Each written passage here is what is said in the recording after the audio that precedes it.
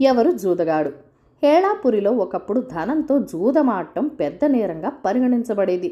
ధనం ఒడ్డు జూదం ఆడుతూ రక్షక భటులకు పట్టుబడిన వారికి కఠినమైన శిక్ష విధించబడేది. ఓసారి ఒక నలుగురు ఆసాములు రచ్చబండ దగ్గర ధనం పణంగా పెట్టి మేకా పులి జూదం ఆడుతూ ఉండగా రక్షక భటులు వాళ్ళను బంధించి న్యాయాధికారి వద్దకు ప్రవేశపెట్టారు. అయ్యా, నేను అసలు జూదం ఆడలేదే, ఆడుతున్న వాళ్ళని చూస్తూ అక్కడ ఉన్నానంతే, సత్యప్రమాణంగా అన్నాడు ఆ నలుగురిలో ఒక వ్యక్తి వినమ్రంగా. ఆ విషయం నమ్మిన న్యాయాధికారి ఆ వ్యక్తిని విడుదల చేశాడు.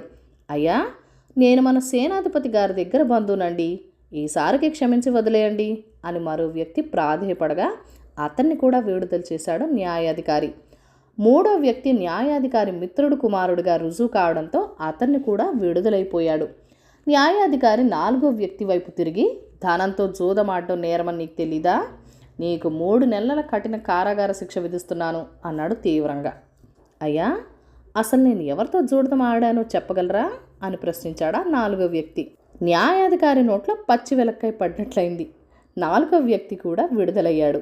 ఈ కథను రచించిన వారు KNV ఆంజనేయులు గారు.